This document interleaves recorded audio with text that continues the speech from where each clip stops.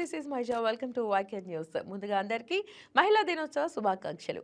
ఉన్నత చదువులు చదివి గౌరవప్రదమైన ఉపాధ్యాయురాలి వృత్తిలో రాణించి వేలాది మందిని విద్యావంతులుగా తీర్చిదిద్దిన శ్రీమతి వై శ్రీరంగలక్ష్మి మనతో ఉన్నారు.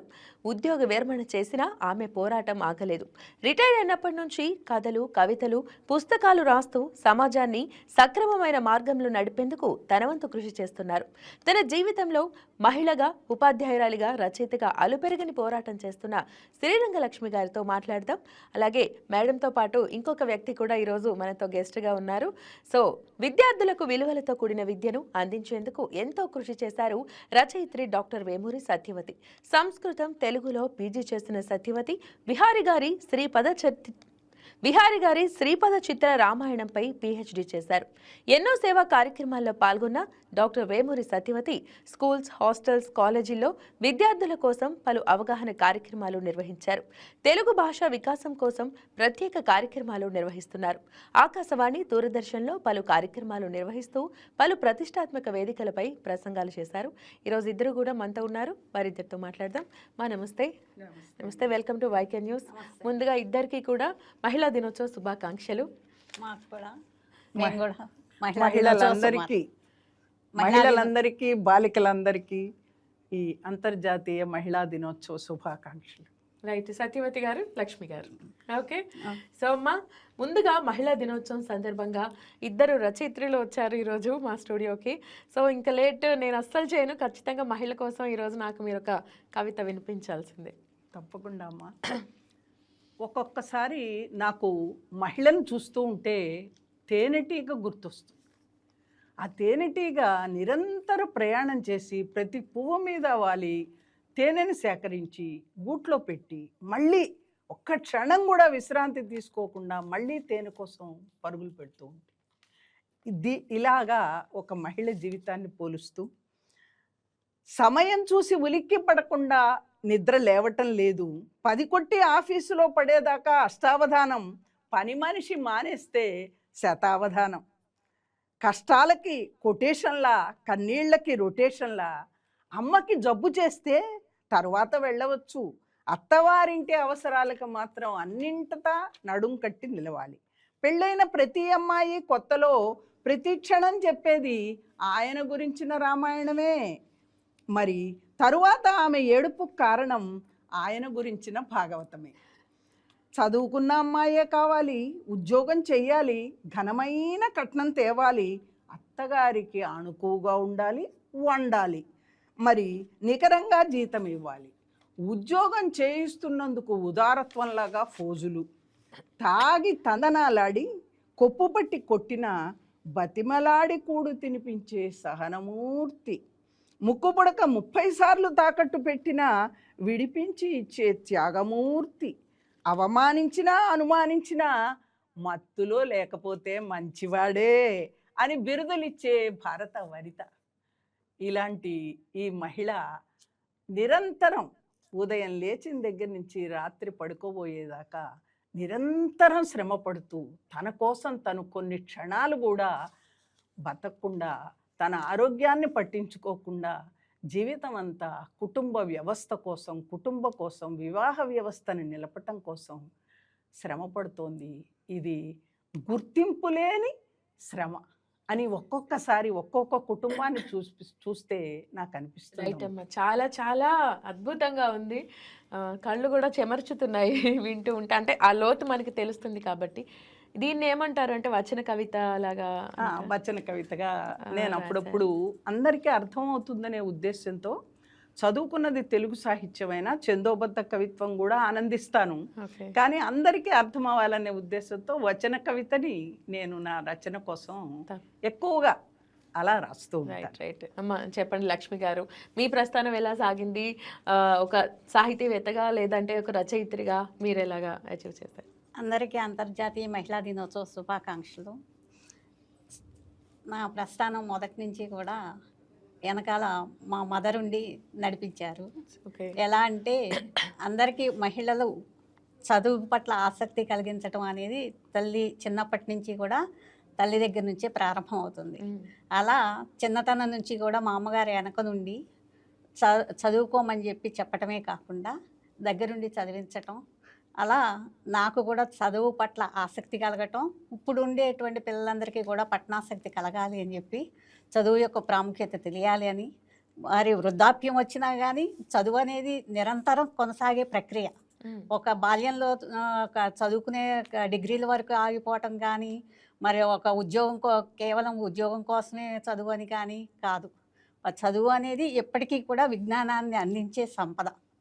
కాబట్టి నిరంతరం ఈ చదువు అనేటువంటి ప్రక్రియ కొనసాగాలి, ప్రతి ఒక్కరూ కూడా పఠనాసక్తి కలిగి ఉండాలి అని చెప్పి దానిలో నాంది పలికే ప్రస్థానం ప్రారంభమైంది. దానిలో మహిళల యొక్క పాత్ర ప్రతి క్షణం వెనకాల ఉంటుంది అని చెప్పి నేను చెప్తాను. వెరీ గుడ్, వెరీ గుడ్ అమ్మా.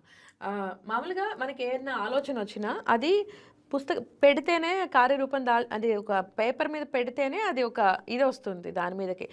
లైక్ రచన కూడా మీకు వచ్చిన ఆలోచనల్ని మీరు దాన్ని పరుస్తున్నారు, వ్యక్తపరుస్తున్నారు పెన్ మీద పెట్టి.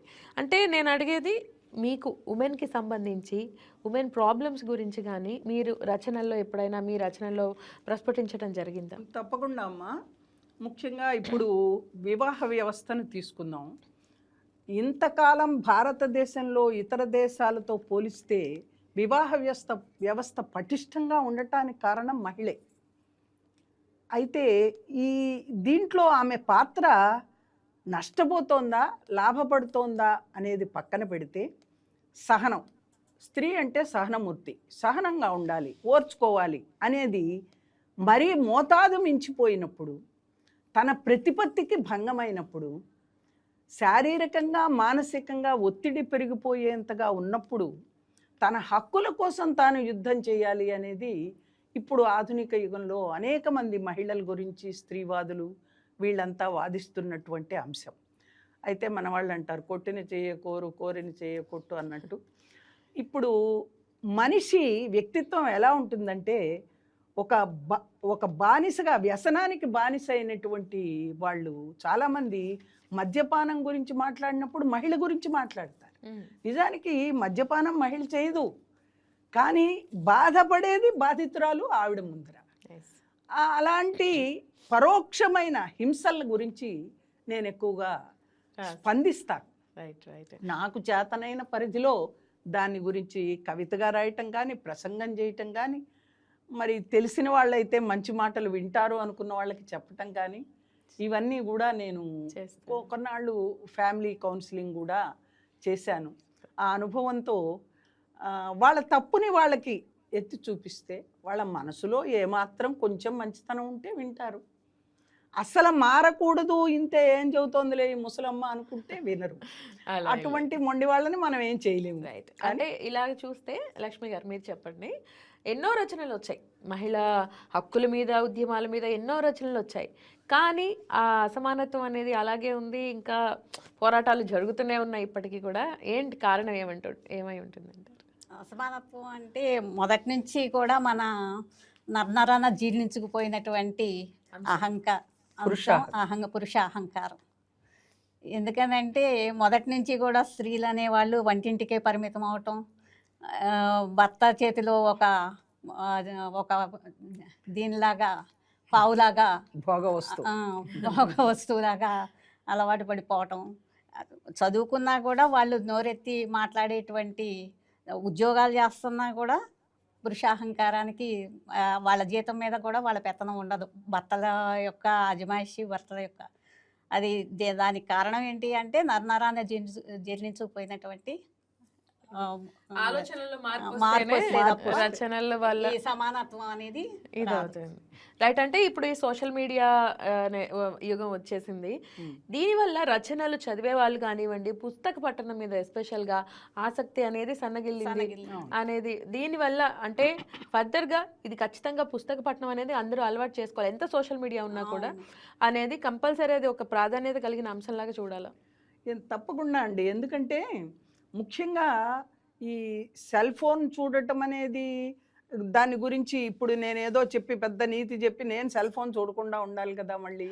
ఇది ఎంత అలవాటు అయిపోయిందంటే, ఈ అలవాటు వల్ల మరి కళ్ళు జబ్బులు రావటం, అన్నిటికన్నా సొంత ఆలోచన అనేది బాలికకు కానీ బాలుడికి కానీ సొంత ఆలోచన అనేది ఉండట్లేదు. ఎవరో ఏదో పెడితే అది చూసేసి నవ్వుకుంటున్నాడు, కాసేపు చూస్తున్నాడు, మళ్ళీ పడేస్తున్నాడు. వాడంతటా వాడు ఒక బొమ్మ గీద్దామని కానీ, ఒక ఆట ఆడదామని కానీ, ఒక మాట మాట్లాడదామని కానీ, ఒక స్నేహం చేద్దామని కానీ సమయం అంతా వృధా చేసుకోవటం జరుగుతుంది. కాబట్టి మంచి మంచి పుస్తకాలు చిన్నప్పుడు చందమామ చదివితే పిల్లవాడు ఎంత ఆనందించేవాడు, బొమ్మలు చూస్తే ఎంత ఆనందించే, ఏమీ తెలియని వయసులో కూడా పుస్తకం అంటే ప్రేమ ఉండేది ఆ రోజుల్లో. అది మళ్ళీ రావాలి. పిల్లలు పుస్తకాలు చదవటం అనేది చాలా చాలా మంచి లక్షణం. వాళ్ళంతటా వాళ్ళు చదువుకుని వాళ్ళంతటా వాళ్ళు ఆలోచించుకుంటే కొంత ఊహాశక్తి అనేది అలవడుతుంది. రిటైర్ అయినా కూడా ఒక మీ రచనల ద్వారా సమాజ సేవ అనే చెప్పొచ్చు, దీన్ని చేస్తున్నారు. మీకు స్ఫూర్తి ఎవరు? స్ఫూర్తి అంటే చిన్నతనంలో గ్రంథాలయాల నుంచి పుస్తకాలు తెచ్చుకుని చాలా పుస్తకాలు, దాదాపు తెలుగు సాహిత్యం, అందులో మేము చదువుకున్న అంశం కూడా తెలుగే అవటంతో మొత్తం చరిత్ర అంతా వేదకాలం నుంచి ఎలా మహిళ ఉంది, ఇప్పుడు ఎలా ఉంది, మధ్యలో ఎన్ని అవస్థలు పడింది, వీరేశలింగం పంతులు గారు లాంటి సంఘ సంస్కర్తలు వచ్చి ఆమె జీవితాన్ని సరిదిద్ది ఆ దుర్భరమైన పరిస్థితిలో నుంచి బయటికి ఎలా లాగగలిగారు, వితంతువులకి బాల్య వివాహాలు, కన్యాశుల్కాలు, ఇటువంటివన్నీ 2 విషయాల్లో బాధపడింది మహిళే. ఇది అంతర్జాతీయ మహిళా దినోత్సవం రోజున మనం తప్పకుండా గుర్తు చేసుకోవాలి. కన్యాశుల్కం అంటే అమ్మాయికి డబ్బు ఇవ్వటం, కానీ అమ్మాయి సుఖపడిందా? లేదు. అమ్మాయి సుఖపడలా. తండ్రి డబ్బు తీసుకుని ఉమ్మడి కుటుంబంలో 10 మంది పిల్లల్ని, మిగతా పిల్లల్ని ఈ భర్త చచ్చిపోయిన వచ్చిన భరణాన్ని తీసుకుని, చట్టపరంగా వచ్చినటువంటి భరణాలు తీసుకుని మిగతా కుటుంబాన్ని నడిపాడు. అటువంటి రోజులవి, కటిక బీదరికపు రోజులవి కన్యాశుల్కం. అప్పుడు బాధపడింది ఆడపిల్లే. తర్వాత వరశుల్కం, వరకట్నం వల్ల బాధపడేది ఆడపిల్లే. మరి ఇట్లా అన్ని విధాల ఆవిడ్ని, ఆ ఆడపిల్లని అణిచిపెట్టినటువంటి ఒక స్థితి. ఒకప్పుడు మాతృస్వామ్యం ఎంత చక్కగా వేదాలు, మరి హోమాలు, యజ్ఞాలు కూడా ఆడవాళ్ళు చేశారని మనకి సాక్ష్యాలు ఉన్నాయి. అథర్వ వేదంలో ముందు ఒక బాలిక చదువుకున్నాకే పెళ్లి చేసుకోవాలని ఉంది అథర్వ వేదంలో. నమ్ముతారా మీరు? ఇది వేదకాలంలో ఉన్నటువంటి విషయం. ఇది మాతృస్వామ్యం మళ్ళీ పితృస్వామ్యమై ఇక్కడి నుంచి ఇందాక శ్రీరంగలక్ష్మి గారు చెప్పినట్టు పురుషాహంకారం అంటే నేనెందుకు, నేను ఇల్లు ఊడవటం, ఇప్పటికి కూడా మనకి కంచాలు ఎత్తటం, ఇల్లు ఊడవటం, ఇటువంటివి ఇప్పుడు అమెరికా గురించి ఇప్పుడు మార్పు వచ్చింది, కానీ కొంచెం ఇంకా రావాల్సింది చాలా ఉంది. ఇంటి పనులు ఇద్దరూ చేసుకోవాలి అనే భావన ఈ మహిళా దినోత్సవం రోజున తప్పకుండా మగపిల్లలందరూ వినాలి. ఎస్పెషల్లీ ఇది మహిళా దినోత్సవం రోజున వాళ్ళకి అవేర్నెస్ ఎక్కువ ఇవ్వాలి. మీరు లక్ష్మి గారు మీరు చెప్పండి, ఈ రిజర్వేషన్స్ ఉన్నాయి, మహిళా రిజర్వేషన్లు, వీటి వల్ల ఏమైనా సమాజంలో అంటే మనకి కల్పించే అవకాశాలలో ఏమైనా మార్పు వచ్చే అవకాశం ఉందా? ఇప్పటి వరకు ఎంత వచ్చింది, ఇంకా రావాల్సింది ఎంత ఉంది? ఎంతవరకు రికార్డెడ్గా ఉండటమే కానీ సహజంగా అసలు మహిళా రిజర్వేషన్ల వల్ల మహిళలకు ఎంతవరకు ఉపయోగపడుతుంది అనేది చట్టసభల్లోనూ లేదు.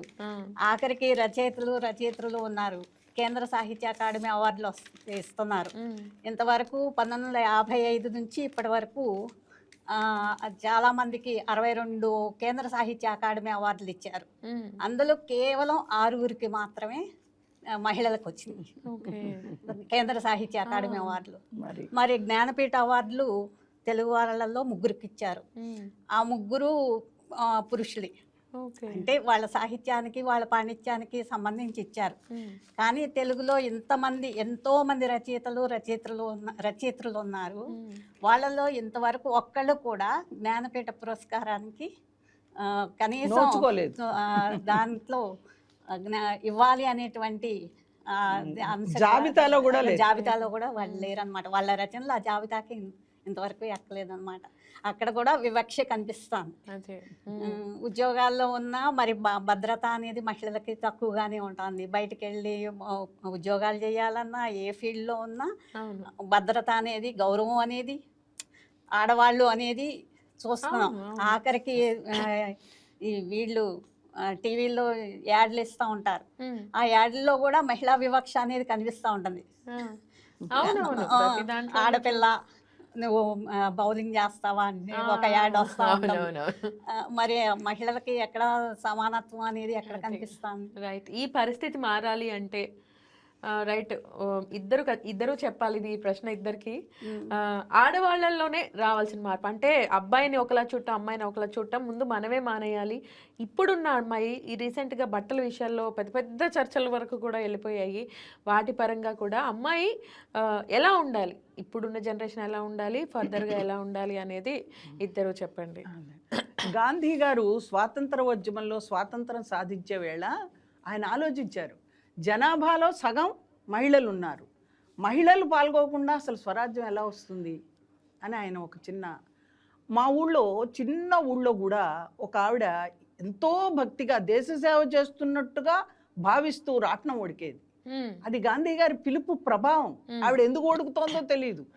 ఆ నేత నేస్తే భారతీయులందరికీ నేత సరిపోతుంది కాబట్టి విదేశ వస్తువులు ఆగుతాయి, ఇంత ఆలోచన ఆవిడికి లేదు. కానీ గాంధీ గారు చెప్పారు. అంటే ఏంటి, స్త్రీలు కూడా పాల్గొంటేనే ప్రగతి ఉంది అని మన మహాత్ముడు మనకి చెప్పాడు. కానీ ఇప్పటికీ ఆడపిల్లలకి అంతర్జాతీయంగా అక్రమ రవాణా బాలికల్ది ఇది భయంకరమైన వ్యాపారం జరుగుతోంది. డ్రగ్స్ జరుగుతోంది, ఇంకోటి జరుగుతోంది. ఈ దురాచారాలు, ఆడపిల్లలకి కలిగే కష్టాలన్నీ, ఆఖరికి మద్యం వ్యాపారంతో సహా, ఇందులో ఆడవాళ్ళు ఎందుకు ఉండాలి? ఆడపిల్లలకి ఇంత హాని చేసే దాంట్లో స్త్రీలు కూడా పాల్గొంటున్నారు. డబ్బుల కోసమే, అంతే, లేకపోతే ఇంకో బలవంతం కోసం హింస పెట్టి చేయించే వాళ్ళు కూడా ఉన్నారు. ఇవి ఒక ఆడపిల్ల ఇంకొక ఆడపిల్లకి సాయం చేస్తే, చేయూతనిస్తే, ఒక అత్తగారు ఒక కోడల్ని ఆడపిల్లలా చూస్తే, ఒక ఆడపడుచు వదినని తోటి ఆడపిల్లలా చూస్తే అసలు గొడవలు ఉండవు, సమస్యలు ఉండవు. కాబట్టి ముందుగా పురుషుల సహకారం తప్పకుండా ఉండాలి. అన్నగానో, తండ్రిగానో, స్నేహితుడుగానో. ఇవన్నీ లేకపోతే ఈ రోజుల్లో ఇంతమంది ఆడపిల్లలు ఇంత ప్రగతి సాధించేవాళ్ళు కాదు. పురుషులు స్త్రీలు శత్రువులు కాదు.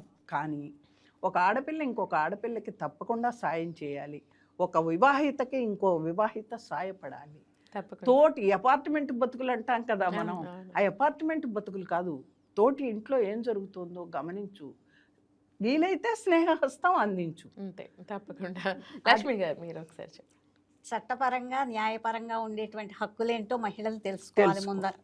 అసలు మనకు స్త్రీల కోసం ఉన్నాయి, ఏ చట్టాలు ఉన్నాయి, ఏ హక్కులు ఉన్నాయి, అలాగే ఉద్యోగపరంగా వాళ్ళు దీన్ని ధైర్యం పొందటానికి వాళ్ళకి ఉద్యోగపరంగా ఉండేటువంటి వెసులుబాట్లు ఏంటి, వాళ్ళకు ఉండేటువంటి సౌకర్యాలు ఏంటి, అవన్నీ తెలుసుకుని అవన్నీ వినియోగించుకోగలిగినప్పుడు స్త్రీలు కూడా సమానత్వాన్ని పొందగలుగుతారని నేను నమ్ముకుంటున్నాను. తప్పకుండా. మీ అనుభవంతో చాలా మంచి సలహాలు ఇచ్చినందుకు, ఈరోజు స్టూడియోలోకి వచ్చి పార్టిసిపేట్ చేసినందుకు థ్యాంక్ యూ సో మచ్. ఒక్క చిన్న మాటతో ముగిద్దామండి. అదేమిటంటే, ఇక్కడ ఈ తీరు మారాలి, ఈ తీర్పు మార్పు రావాలి. అమ్మని గౌరవించటం ఒకరు నేర్పాలా? తల్లి, చెల్లి, పిల్ల, పాప అంతా నీ వాళ్లే కదా. మహితగా మహిళ సాటి మహిళకి చేయూతనివ్వాలి. ఒడిలో పెరిగే పిల్లవాడికి ఉగ్గుపాలతో నేర్పాలి స్త్రీ అంటే ఏమిటో. స్త్రీ అంటే అనుభవానికో వస్తువు కాదు, ఆడుకోవటానికో బొమ్మ కాదు, అంతా తెలుసుకోవాలనే స్ఫూర్తి నింపాలి. ఇది యువకెరట ప్రాంగణంలో మహిళా దినోత్సవపు నినాదం. సూపర్ సూపర్ అమ్మ, చాలా చాలా చాలా థ్యాంక్ యూ. చాలా చక్కటి కవిత చెప్పారు. థ్యాంక్ యూ సో మచ్ అమ్మ. మీ ఇన్స్పిరేషన్తో ఎంతో మందిలో మార్పు రావాలని మనస్ఫూర్తిగా కోరుకుంటున్నాను. Thank you so much. మీకు కూడా ధన్యవాదాలు. Thank you. ఈ వీడియో మీకు నచ్చినట్లయితే లైక్ చేయండి, షేర్ చేయండి, మా ఛానల్కి సబ్స్క్రైబ్ చేయండి.